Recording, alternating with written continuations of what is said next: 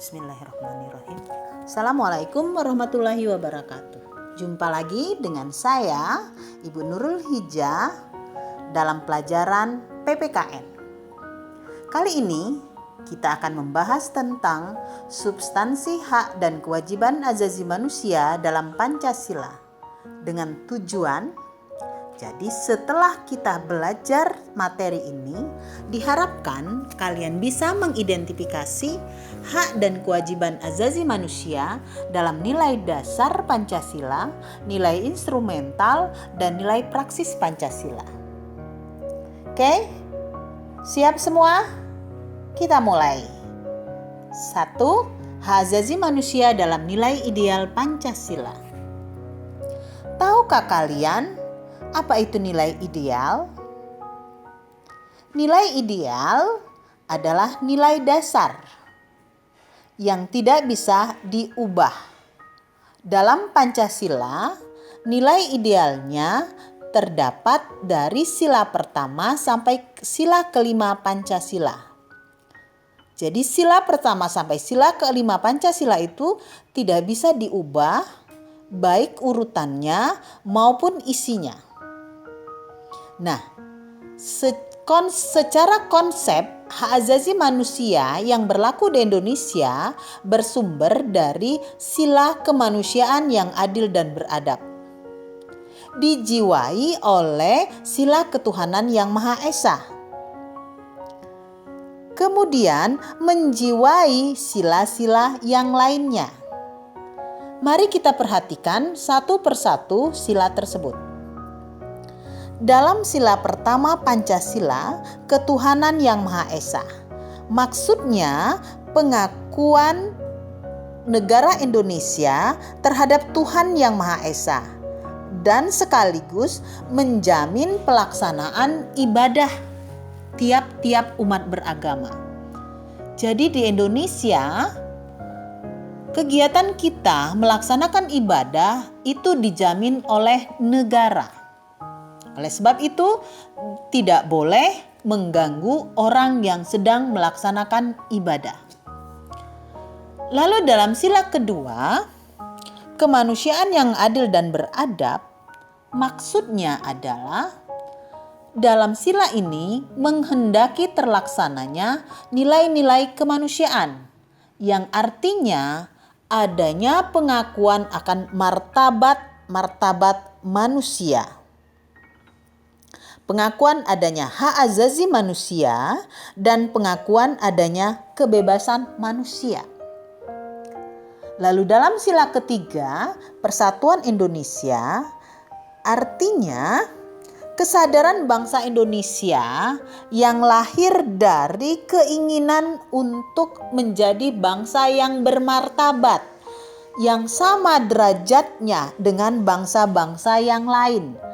Jadi yang sama derajatnya dan martabatnya dengan bangsa-bangsa yang lain.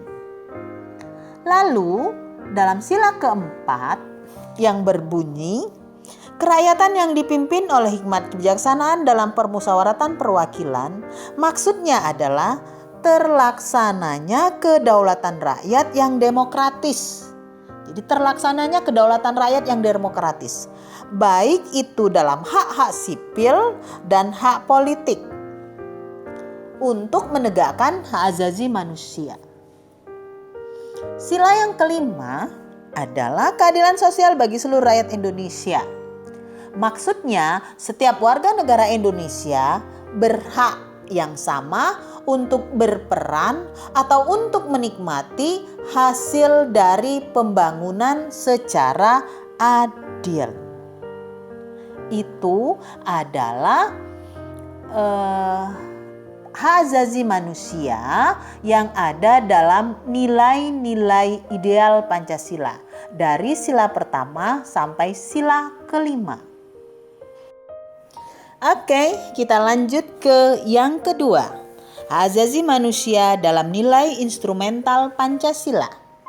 Tahukah kalian bahwa nilai instrumental Pancasila itu merupakan penjabaran yang secara kreatif atau dinamis dari nilai ideal Pancasila. Bisa dalam bentuk Undang-Undang Dasar 45, bisa dalam bentuk ketetapan MPR, atau bisa juga dalam bentuk peraturan perundang-undangan yang lain. Mari kita perhatikan pengakuan hak asasi manusia pertama-tama dalam pembukaan Undang-Undang Dasar Negara Republik Indonesia tahun 1945 yang pada prinsipnya adalah, kita lihat di alinea pertama. Di alinea pertama kita perhatikan kalimat kemerdekaan itu adalah hak segala bangsa. Maksudnya adalah negara Indonesia mengakui hak setiap orang untuk bebas dari segala bentuk penjajahan dan penindasan negara lainnya. Lalu dalam alinea kedua, dalam kalimat mengantarkan rakyat Indonesia ke depan pintu gerbang kemerdekaan Indonesia yang merdeka, bersatu, berdaulat, adil dan makmur. Di sini kita melihat adanya pengakuan hak asasi manusia di bidang politik, di bidang ekonomi, dan di bidang sosial budaya. Terlihat dari kalimat berdaulat, adil, dan makmur. Lalu di alinea ketiga, kita perhatikan kalimat atas berkat rahmat Allah yang Maha Kuasa dan dengan didorong oleh keinginan luhur supaya berkehidupan kebangsaan yang bebas. Nah, dalam kalimat ini mengandung arti bahwa kemerdekaan negara Indonesia atau kemerdekaan pribadi-pribadi di negara tersebut merupakan karunia dari Tuhan. Jadi negara Indonesia mengakui bahwa kemerdekaan Indonesia atau kemerdekaan individu rakyat Indonesia adalah karunia dari Allah. Lalu kita lihat alinea yang terakhir, alinea yang keempat. Dalam kalimat yang berbunyi melindungi segenap bangsa dan seluruh tumpah darah Indonesia, memajukan kesejahteraan umum, mencerdaskan kehidupan bangsa, dan ikut melaksanakan ketertiban dunia berdasarkan kemerdekaan, perdamaian abadi, dan keadilan sosial. Dalam hal ini berarti Indonesia mengakui kemerdekaan nasional yang mengayomi warga negara Indonesia meliputi seluruh masyarakat, yang menjamin kesejahteraan sosialnya, menghormati bangsa-bangsa yang ada di dunia, dan ikut dalam kancah perdamaian dunia.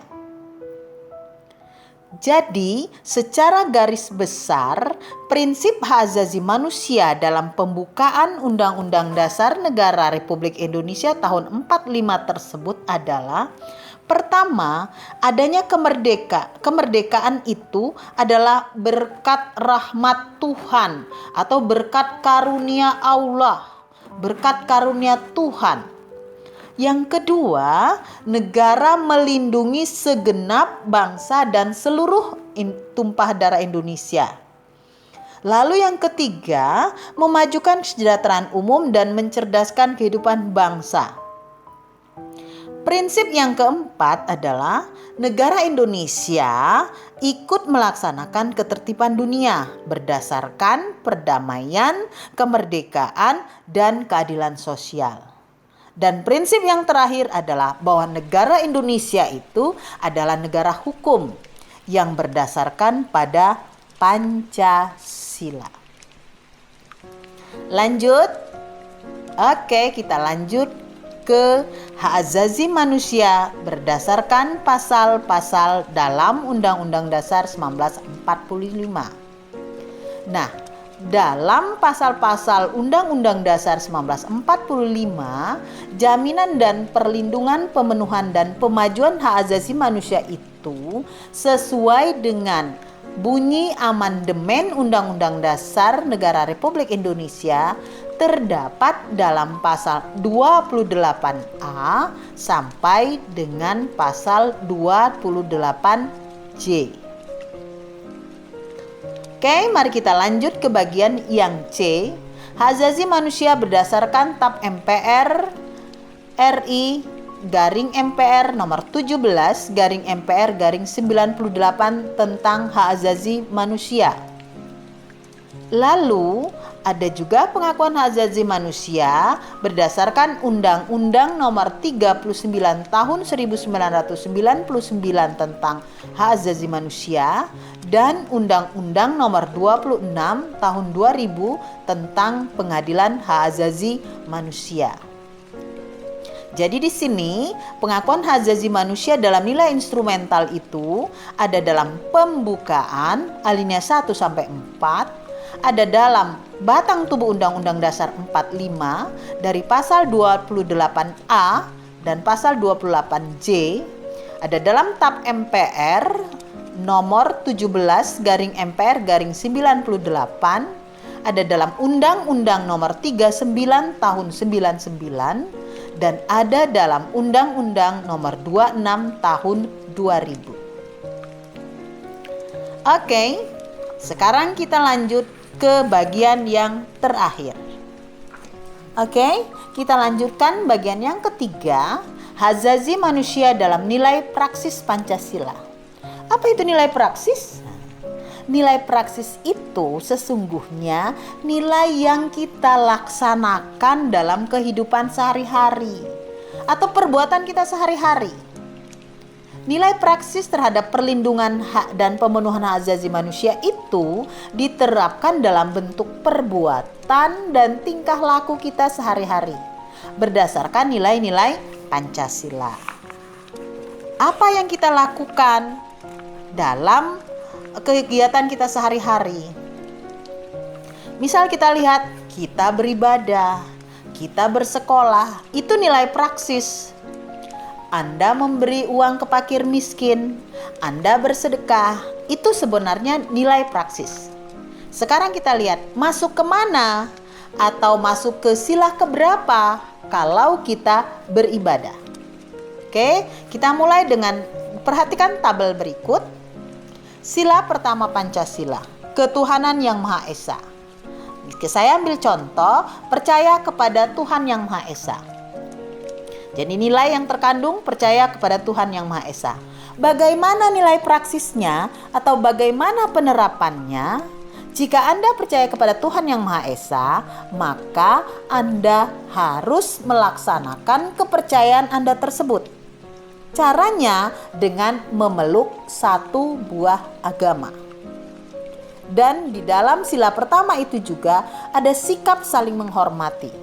Bagaimana kita saling menghormati? Salah satu bentuknya adalah Anda tidak boleh mengganggu orang yang sedang melaksanakan ibadah. Lalu sila kedua, kemanusiaan yang adil dan beradab. Kita ambil sikap saling mencintai dan menjunjung tinggi nilai kemanusiaan. Yang bagaimana saling mencintai? Mencintai sesama makhluk hidup. Apalagi dengan sesama manusia. Misalnya, Anda mencintai temannya, mencintai orang tua, mencintai adiknya, menyayangi adiknya, menghormati gurunya, menghormati orang tuanya. Itu masuk dalam nilai praksis dari sila kedua Pancasila. Lalu yang ketiga, Persatuan Indonesia, menempatkan persatuan dan kesatuan yang paling utama. Jadi maksudnya di sini Anda dalam berbuat, bertingkah laku atau bersikap selalu mengutamakan kepentingan bersama atau kepentingan negara di atas kepentingan pribadi. Lalu ada kata mengembangkan persatuan. Jadi kita mengembangkan persatuan, tidak melihat suku dari suku yang mana, dari agama yang mana, atau dari ras yang mana. Sila keempat, kerakyatan yang dipimpin oleh hikmat kebijaksanaan dalam permusyawaratan perwakilan. Mengutamakan musyawarah. Maksudnya di sini dalam mengambil keputusan kita harus bersikap mengutamakan musyawarah dulu atau rembukan dulu. Baru jika tidak mendapatkan hasil, kita mengadakan pemilihan suara terbanyak atau voting. Nah, dalam bermusyawarah atau dalam mengambil sebuah keputusan, kita tidak boleh memaksakan kehendak kita kepada orang lain. Jika Anda sudah bisa bermusyawarah dan Anda tidak memaksakan kehendak Anda kepada orang lain, maka berarti Anda sudah menerapkan nilai praksis yang sila keempat. Lalu sila yang terakhir, keadilan sosial bagi seluruh rakyat Indonesia. Di sini kita ambil contoh memberi pertolongan. Anda ketemu dengan orang yang membutuhkan pertolongan. Di tengah jalan ada kecelakaan, Anda menolong orang yang kecelakaan. Itu adalah nilai praksis dari sila kelima Pancasila. Oke, itulah hak-hak azazi manusia atau pengakuan hak azazi manusia yang ada dalam nilai ideal, nilai instrumental, dan nilai praksis Pancasila. Oke, sebelum kita tutup, saya minta Anda setelah belajar tentang hak azazi dalam nilai-nilai Pancasila, kalian akan tahu hak azazi kalian masing-masing sesuai dengan Pancasila. Nah, sudahkah Anda menerapkan hak azazi tersebut? Bisa di rumah, bisa di lingkungan sekitarnya, atau bisa di sekolah. Jika sudah Anda terapkan, tolong tuliskan kendala-kendala yang muncul. Jadi, tugas Anda minggu ini adalah menuliskan hak azazi yang sudah kamu laksanakan sesuai dengan nilai-nilai praksis dan nilai-nilai praksis tadi yang sudah kamu laksanakan dan kendala apa yang muncul. Pertemuan kali ini kita sudahi dulu. Wassalamualaikum warahmatullahi wabarakatuh. Bye-bye.